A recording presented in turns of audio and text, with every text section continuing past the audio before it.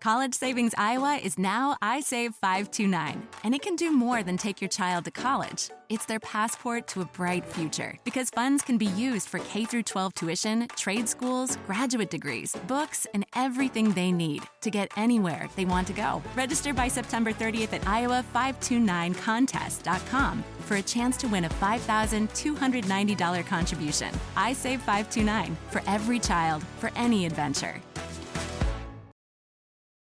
You're listening to the Archaeology Podcast Network. Hello out there in Archaeology Podcast land. This is Dr. Alan Garfinkel. I'm the president and founder of the California Rock Art Foundation. And what we do is we identify, evaluate, manage, and conserve rock art both in Alta California and in Baja California. We conduct field trips, we have trainings, exercise, we do research, and in every way possible, we try to preserve, protect, and coordinate treasures of Alta and Baja California rock art, of which there are many and diverse. We also work closely with Native Americans and partner with them to recognize and protect sacred sites. So for more info about the fabulous California Rock Art Foundation, you can go to carockart.org. Also, I'm open to give me a call, 805-312-2261. We would welcome sponsorship or underwriting, helping us to defray the costs of our podcasts, and also membership in California Rock Art Foundation. And of course, donations, since we are a 501c3 nonprofit scientific and educational corporation. God bless everyone out there in podcast land.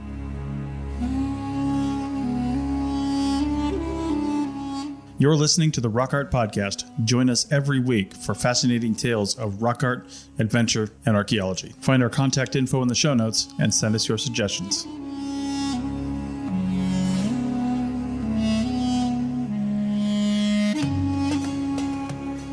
Hey out there in Archaeology Podcast land, this is Dr. Alan Garfinkel for episode 106. We're going to have Elena Mateos coming in from Spain. She goes by Elena Mateos on the internet. She is a PhD, a doctorate in rock art and the rock art of Mexico in the jungle, talking about the connection between the natural world and the supernatural world. She is such a resource and so exciting. You don't want to miss this one, gang.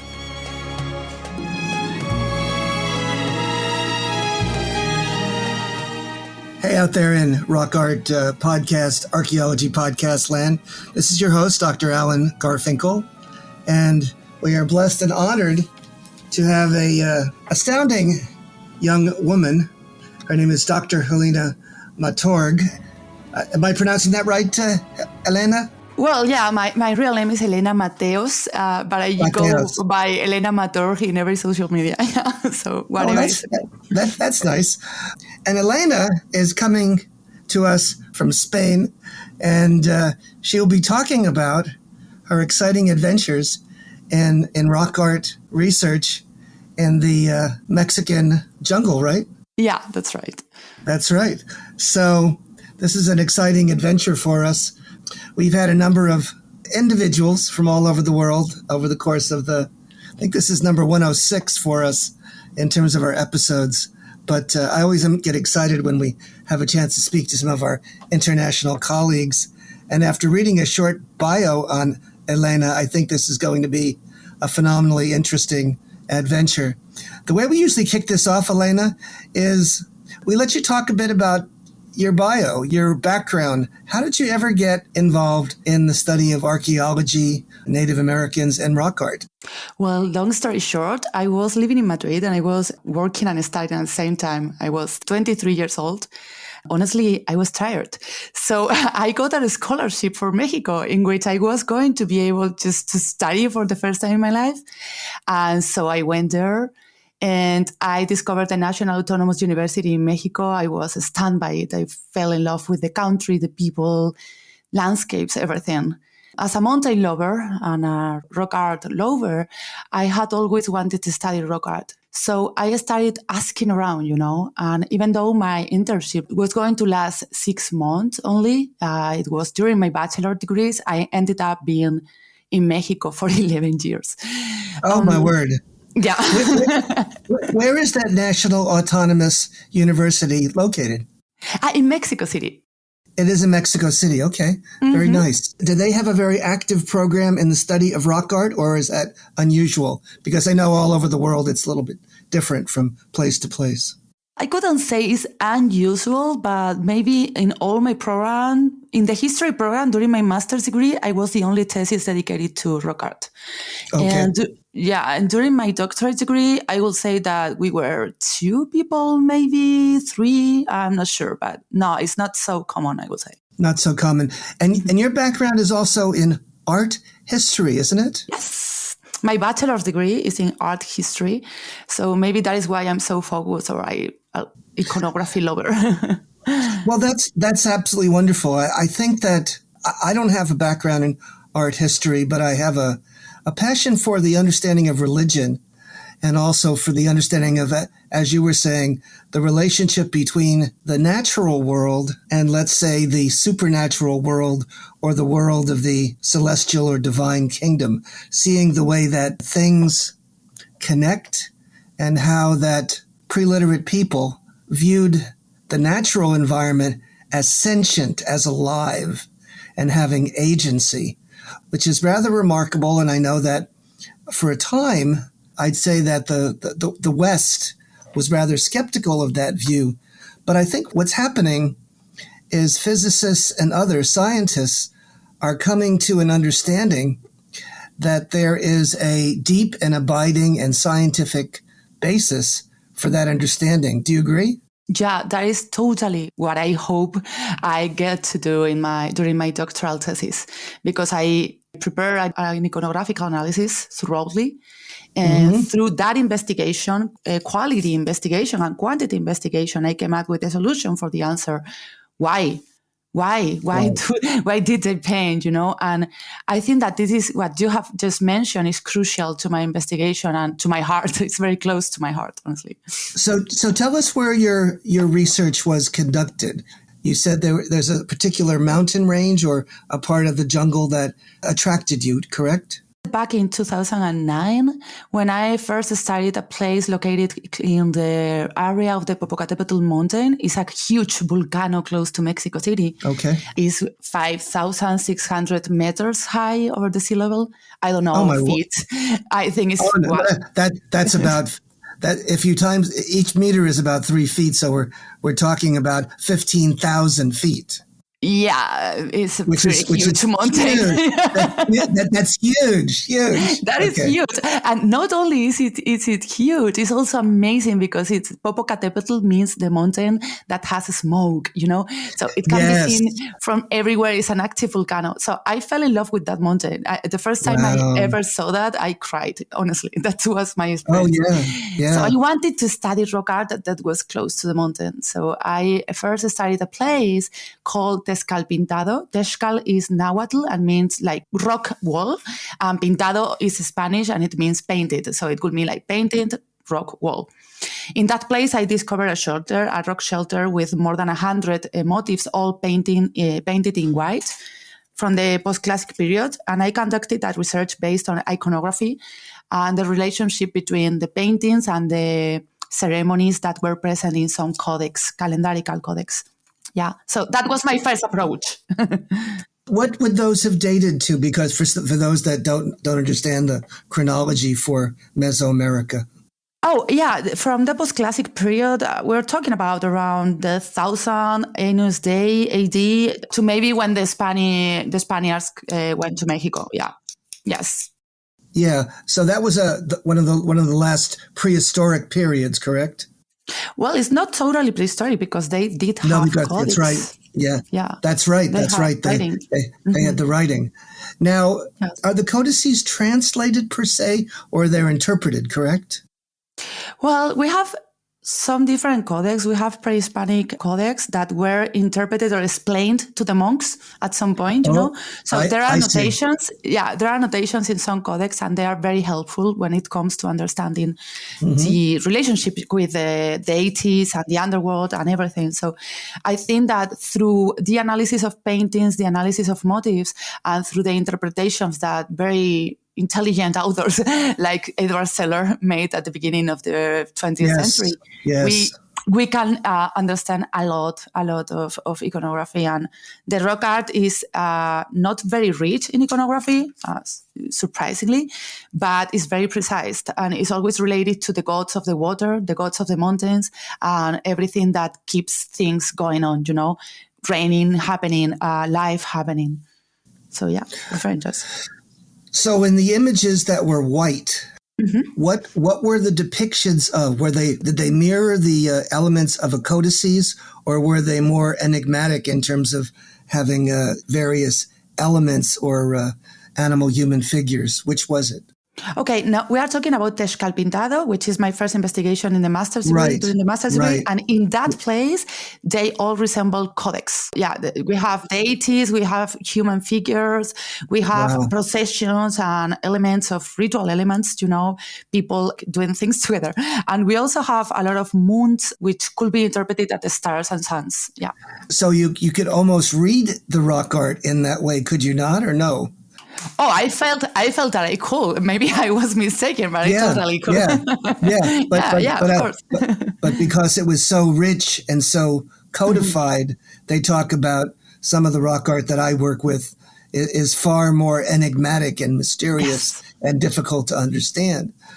And you don't have historical notes to go for and to consult. Yeah, yours is just totally different. Yeah. But you have the history and plus the codices. And in this case, we are lucky. And were these related to the Aztec people, the Nahuatl? Yeah, Nahuatl culture. Yeah, it was created by them. Maybe not the Aztec, because the Aztecs were like a small tribe that belonged to that huge Nahuatl culture. But some other groups that were living in that area. So that was my master's investigation and my first approach to Mexican rock art. And then I went crazy, or went bananas, I think you say in your language. And what did you conclude in your master's investigation about that particular site?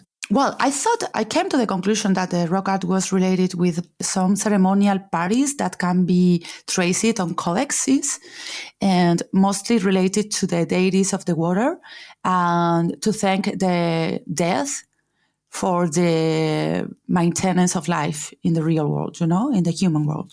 So very, very clearly a metaphor, almost like a visual prayer, as I put it, a prayer. That is perfectly, described. Yeah. Perfect. That's right. And it had to do with water, and it had to do with life, and it had to do with, I presume, death as well. Yeah, because, in Mexican cultures, in Nahuatl culture, they believe that water was created in the center inside of the mountains. The mountains were containers for water, and inside of those mountains, the death will go, and they will become the masters of life somehow. They could push life out to the mountains, For example, if you were hit by lightning during a storm, you will die, and then you will become a Tlaloque, which is a server of the god Tlaloc, and you will ride the clouds, so the rain could reach different regions of the area. So that is very beautiful. The relationship between life and death is so beautiful. I'm in love with that. It's very different from our cosmovision. Right. What elevation was that particular cave, that rock shelter that you studied there on that mountain? The first one for your master's thesis.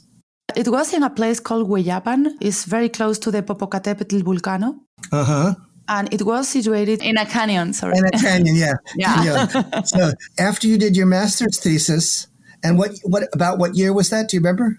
2011. Well, it was 12 years ago. I came back to Spain. Yeah, I came back to Spain and tried to find a job here. Didn't succeed. So I went back to Mexico and and started my PhD degree. Yeah, I was accepted in the National Autonomous University again, and that was a gift, of course. Great.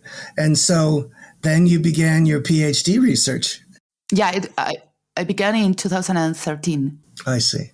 Let's hold it there. That'll be the first segment of the 3-segment interview. During the next segment, we'll move along and find out about your PhD efforts. See you on the flip-flop, gang. Thanks. Stock up on everyday essentials at Menards and save big money. We're your one-stop shop for pet food and supplies. Blue Buffalo dog and cat food is made with real meat and natural ingredients that your pets will love. Save big on Blue Buffalo pet food at Menards, America's #1 home improvement retailer for customer satisfaction, according to J.D. Power. Visit jdpower.com for details and menards.com for deals. Save big money at Menards. College Savings Iowa is now iSave 529, and it can do more than take your child to college. It's their passport to a bright future, because funds can be used for K-12 tuition, trade schools, graduate degrees, books, and everything they need to get anywhere they want to go. Register by September 30th at iowa529contest.com for a chance to win a $5,290 contribution. iSave 529, for every child, for any adventure. Stock up on everyday essentials at Menards and save big money. We're your one-stop shop for pet food and supplies. Blue Buffalo dog and cat food is made with real meat and natural ingredients that your pets will love. Save big on Blue Buffalo pet food at Menards, America's #1 home improvement retailer for customer satisfaction, according to J.D. Power. Visit jdpower.com for details and menards.com for deals. Save big money at Menards. Welcome back, gang. We're here at the Archaeology Podcast Network. We're doing the Rock Art Podcast, and we're with Dr. Elena, soon to be, and she's going to talk about her PhD dissertation research. Elena, kick it off. Okay. So after having finished my master's degree, I decided that it was high time I was investigating a vast area, because when you focus on only one shelter, you don't see the whole picture. So I decided that I was going to study in a place called Tepoztlán, which is situated about 60 kilometers, 70 kilometers far from Mexico City, southeast, so in the state of Morelos. And I decided that because during my previous investigation, I had seen the mountains of Tepoztlán, and I thought, oh, those mountains look pretty special to me. So there must be rock art in there, So I went there and I did discover several places, and I thought I was going to find more. Little did I know that I was going to find more than 30 places in those mountains. Wow. Yeah, that hadn't been previously recorded. Wow. Yeah. And how did those places differ from your master's? Were they also similar, or were they very different? Some of them are very similar, whereas others are very different. This is very interesting. Please. I found that I am there, and I find that there are a lot of places. Tell us a bit about these images. Yeah, there are many different types of places, I found places from different periods of time, different magnitude, different height, different size, and I find places, so I need to come up with a solution for that. So I realized that there are some different places. I call one of them locals, which are the places in which the motifs are very small, about 20 centimeters, 30 centimeters as much. The human figure is hardly ever represented, whereas there are other places big. And when I say big, I mean like 6-7 meters, like the Escalpintado bigs. And wow. In those, the human figure is really important. They reach the meter, in size. And there are a lot of motifs. And more importantly, there are many periods of time in which those places were repainted and painted again. So I would say that there are two main different type of places, local and the ones that I called monumental places. I see. Now, did both of those, were they more abstract or were they more realistic? Were they easier to read or more difficult to read? I would say that it depends on the period of time they come from. So in order to be able to determine the period of time in which the art was created, I came to other places that were in the area. For example, Chalcatzingo. Chalcatzingo is a very important archaeological site that has been studied over the time by many super amazing investigators like Michael Smith, Alex Apostolides, or now it is being investigated by Julio Amador. I don't know if you know him. Name is familiar, by the way, yeah. Oh, his work in rock art is amazing, honestly. I totally admire his work. So he In Chalcatzingo, there are some other archaeological things that can be traced back in time.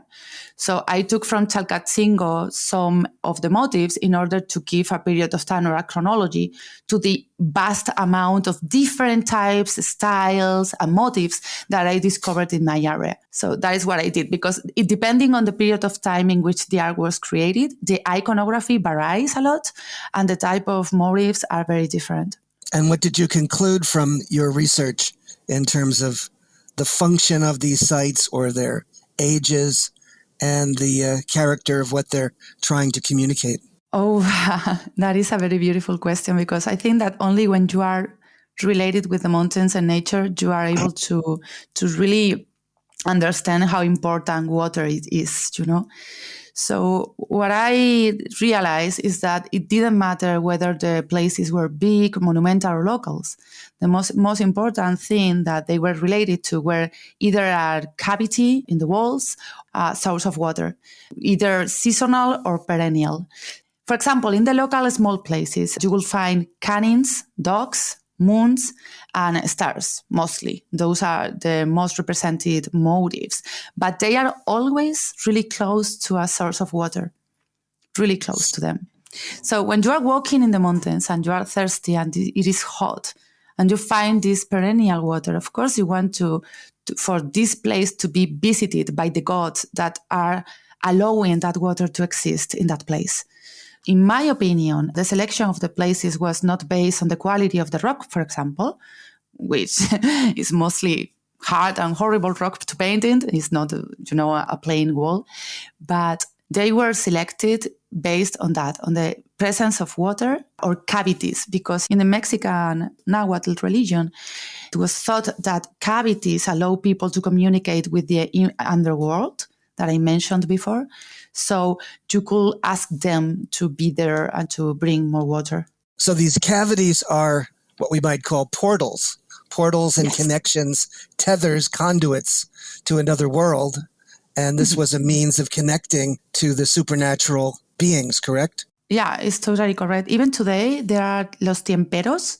Los tiemperos, for example, are ritual specialists that go to those cavities and leave an offering so that the rain is going to come. Wow. For example, and this is done every year in El Popocatépetl, Vulcano, in Tepoztlán, in other places, and in San Andrés de la Cal, which is a town in Tepoztlán, in the municipality of Tepoztlán. Yeah. They do the aires representation is like the winds rituals, yes, because they do believe that in the cavities you can find winds that have power, good or evil. So every year they bring offering to those winds in the cavities.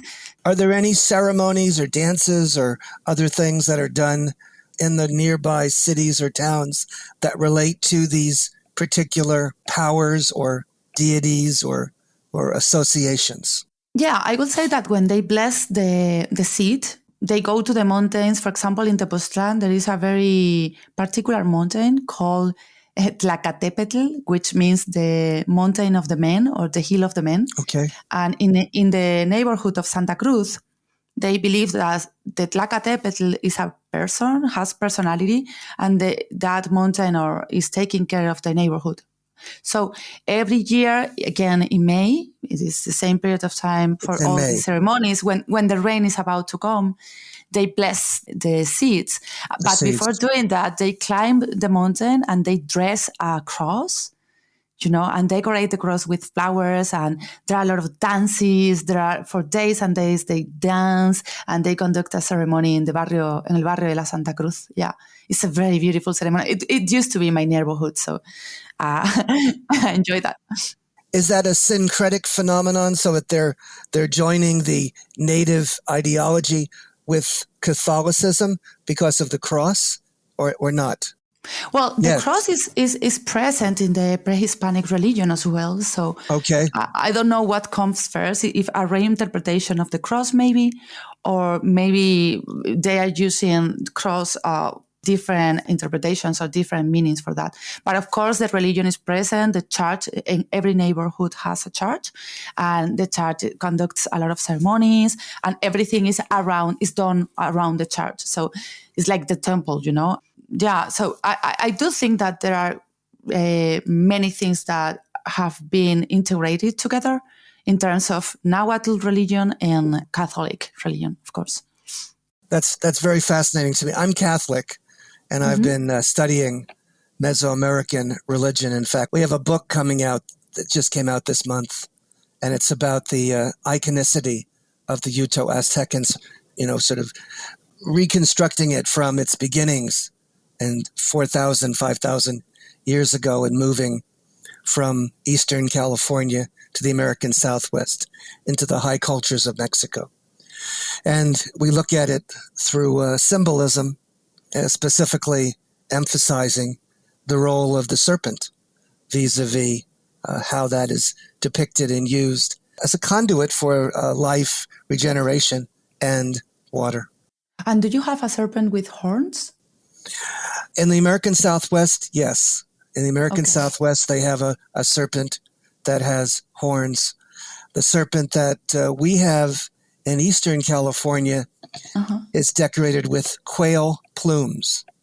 Quail plumes. Oh my, like Quetzalcoatl. Yes. Right. It's sort of a headpiece.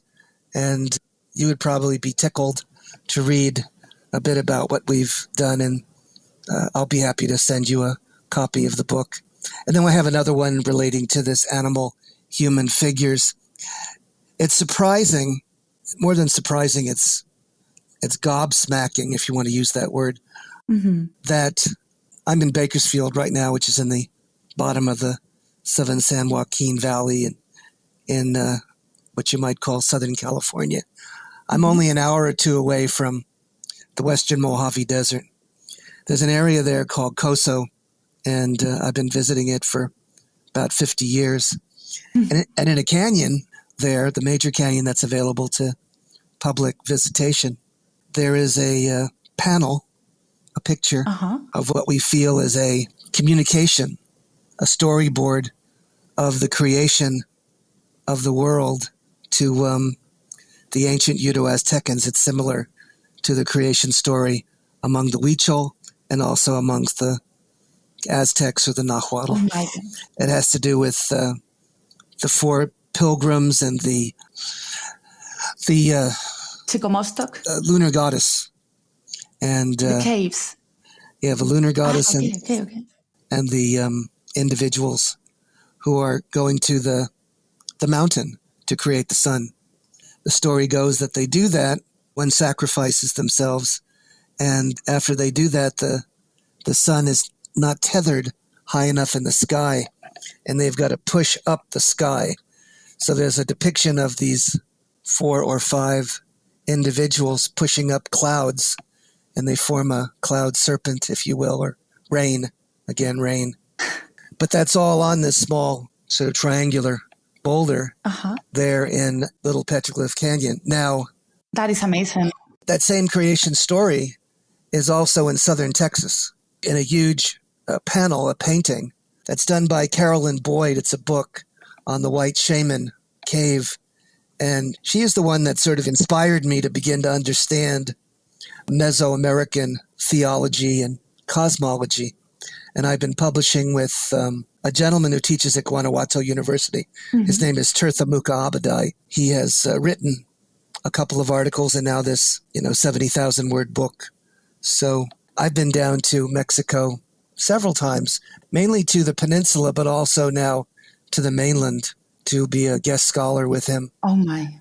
So, and my esposa para siempre is a Tejana mamacita. So she's from Texas, and I'm learning everything I can about Mesoamerican culture. And of course, I'm a passionate Catholic that lives in Bakersfield, where the majority of the people are Mexican. We've got more than 50% Mexican. And when you go to the church, they have one service for English, and I don't know, 5 or 6 for this in Spanish service. So there's tremendous Mexican Spanish culture all around me, which is fascinating and wonderful. And I never thought I would be as connected to Mexico and Mesoamerica as I am, and continuously learning so much. I think it also relates to my study of Guadalupana, the Virgen de Guadalupe, and understanding the significance of that. Nana, the Madrecita. Yeah, of course. Yes. Well, we've used up the second one. Yes. It just flew. It flew by. Flew by, yeah. See you in the flip-flop, gang. We'll go to the third. College Savings Iowa is now iSave 529, and it can do more than take your child to college. It's their passport to a bright future, because funds can be used for K-12 tuition, trade schools, graduate degrees, books, and everything they need to get anywhere they want to go. Register by September 30th at iowa529contest.com for a chance to win a $5,290 contribution. iSave 529, for every child, for any adventure. When you need mealtime inspiration, it's worth shopping Baker's, where you'll find over 30,000 mouth-watering choices that excite your inner foodie. And no matter what tasty choice you make, you'll enjoy our everyday low prices, plus extra ways to save, like digital coupons worth over $600 each week. You can also save up to $1 off per gallon at the pump with fuel points. More savings and more inspiring flavors make shopping Baker's worth it every time. Baker's, fresh for everyone. Fuel restrictions apply. Welcome back, gang. This is Dr. Alan Garfinkel with the third segment on the Rock Art Podcast with our blessed Elena Mateos. She is a renowned scholar and someone who has worked hard at studying rock art in the wonderful country of Mexico. So where are you now in your journey, Elena? And what do you feel you have learned from your studies, and where do we take it from here? Well, I've learned that how important it has always been for humans to be communicating with nature, and that religion and magic is present in every single rock that we can find. Now I'm living in a small town in Sevilla, in Spain. I am looking for rock art in here. I haven't found any. I'm sure I will at some point. But no, I am looking forward to translating my PhD thesis into English and writing articles. And I am dedicated myself to study English and to become a teacher, an English teacher. So that is what I do right now. But of course, I am always reading about rock art and loving rock art and listening to your podcast, by the way. It's amazing. I love it. That is wonderful, Elena. The archaeology of emotion just touched my heart. Come on, amazing. I'm so blessed and honored that we have an international following. That's just amazing. It's terrific. So, if you put your finger on the pulse of what you've found out in your PhD studies, give us some of the key takeaways, some of the most astounding or interesting discoveries that you've made on what the rock art means, how it functions, how it relates to the natural world, what you found most enticing and wonderful about it. Well, aside from its own existence, which is amazing, I found that in Mexico, rock art is everywhere. Everywhere. Probably the first place that was painted when humans reached the region, and the last rock art that you can find if you went to Mexico tomorrow will be the one made the day before tomorrow. You know, rock art is present because people have a huge and beautiful relationship with nature that we have lost here in Europe, I have to say. Regarding the rock art in Tepoztlán and in the region of Tepoztlán and for example, Chacatzin or Tezcalpindado, all those regions, what I think is that it is very important to note that there are many different places. You have local places, small places in which small rituals were probably conducted by farmers, by locals. And we have big places, huge places, which probably had served as ritual places because you can hold a huge crowd of people in there, you know? And the paintings are amazing, stunning, bigger. They contain scenes instead of just motifs or tiny motifs. So I think that rock art was a generalized practice forever, I would say, until probably when the Spanish people arrived. I'm not so sure, because after the Spanish people arrived, you can find that they have horses and people on horses in the rock art. So they continue painting afterward. So I think that rock art is the result of the communication with the environment, the natural environment, the resignification of places that have water, or have a threshold of communicating, or possibility of communicating with the underworld.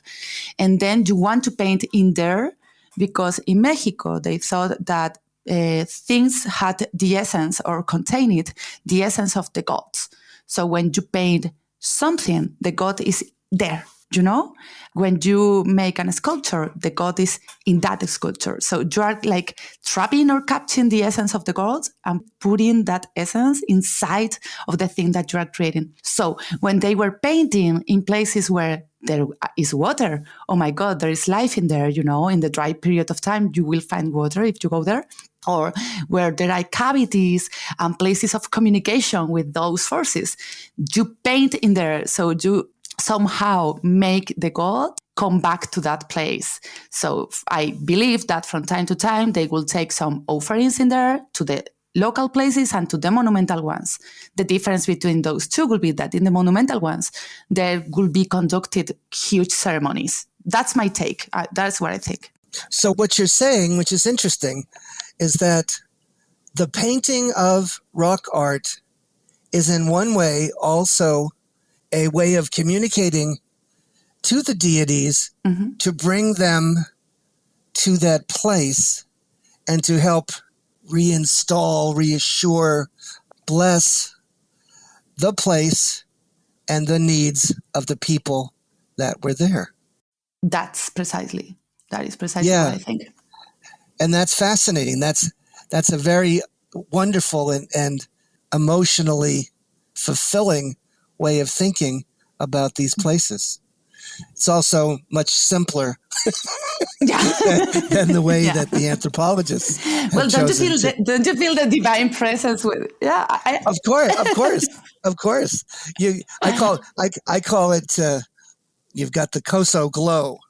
You've got the glow when you're there, and it sticks with you for a couple weeks afterwards. When you've got the mojo that hits you when you're there in that place. And it's the same way when you see rock art in many different places. You understand or get a feeling or a sensitivity that you're connected to another world, another place. It definitely makes the space special. Yeah, it's an emotional experience. It emotes. And I had Dr. Tirtha, he called those two editions as episodes, the emotional, I think he called it emotional archaeology, or the archaeology of emotions. Of emotions. And no one talks about that very much, because it's a matter of when you view these images and when you're there in this place, it has a very spiritual feeling, a spiritual meaning, a fulfillment. There's something very supernatural about being there. Am I correct? Yeah, totally. Even for a non-religious person, I am not a religious person. I have never been, but I can totally recall being on the mountains, for example, for a whole exhausting day, looking for rock art, I became a volunteer in search and rescue and firefighting. And even today, for example, we could be fighting a wildfire in the mountains of Tepoztlán. And, the heat and the dust, and you couldn't barely breathe, And people wouldn't say, oh, God, help me. They were asking Tlaloc to bring the rain, even today, So even people that I know by a fact that they are not religious, as neither am I, that is something that will happen every time. You will ask for a biggest and strongest force to help you.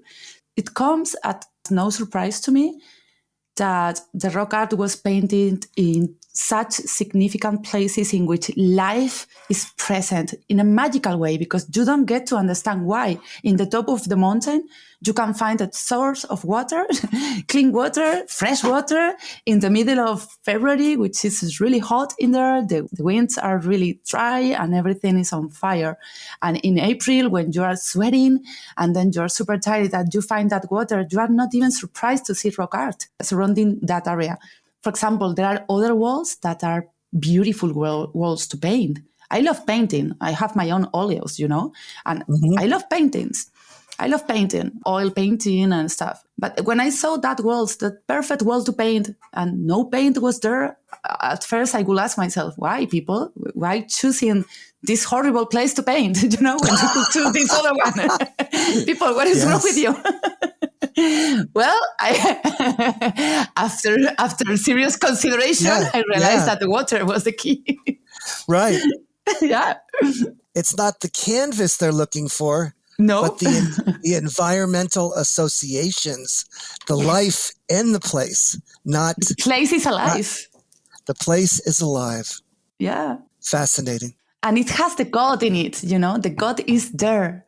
The God is there. Yeah, what makes life able to exist is precisely that the God is visiting from time to time. The deities are there. Maybe you have this beautiful canvas, with such amazing scenery, or that can be seen from very far away, but you are not interested in that because 100 meters away from that, you have a tiny, tiny hole with horrible, irregular walls, and you choose to paint in there. And that is amazing. That is amazing. Mm-hmm. And that is because there's life there. Yeah, there is life there. The deities are there. They are visiting. Deities are there. Mm-hmm. So you want them to be there. You want them not to forget that place. So it's a memorable place. And you want to commemorate that visit with the imagery that you emblazon on the walls of the rock art. Yeah, I somehow don't believe that this commemoration is time of invocation. Invocation. Yes, when you paint the signs, symbols, or the motifs that are related to that god, precise god, for example, the face of Tlaloc, the moon, the deer, etc., you are telling them, hey, come here. Do not forget this place, okay? Hey, come back. Let's talk. I will give you offerings. Come on, come back here, Because when you have depicted those images, you are... Yeah, it's an invitation. In my opinion, it is, yeah. I find that to be fascinating and interesting. Yes. Yeah. So by capturing these images and blazoning them upon the walls of the particular shelter or cave or what have you, you're inviting those gods and goddesses into that place. You want to have the power remain. You want to have the power grow in that place. Yeah. That's my what I propose in my PhD thesis. That's your takeaway.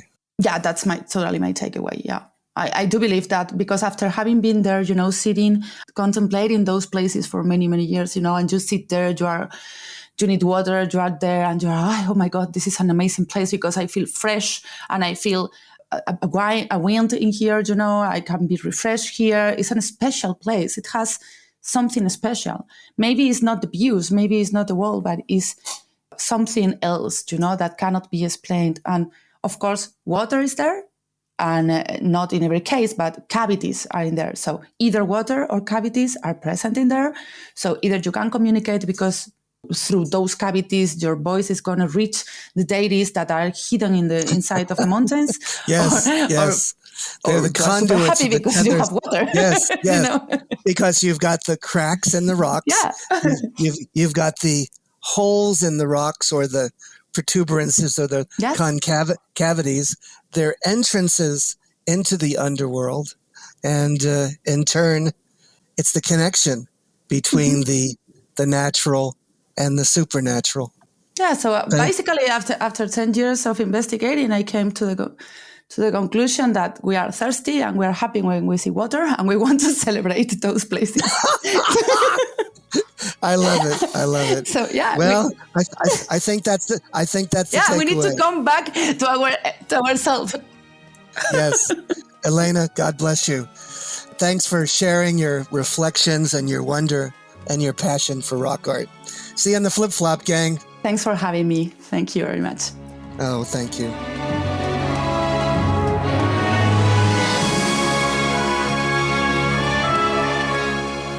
Thanks for listening to the Rock Art Podcast with Dr. Alan Garfinkel and Chris Webster. Find show notes and contact information at www.arcpodnet.com/rockart. Thanks for listening, and thanks for sharing this podcast with your family and friends.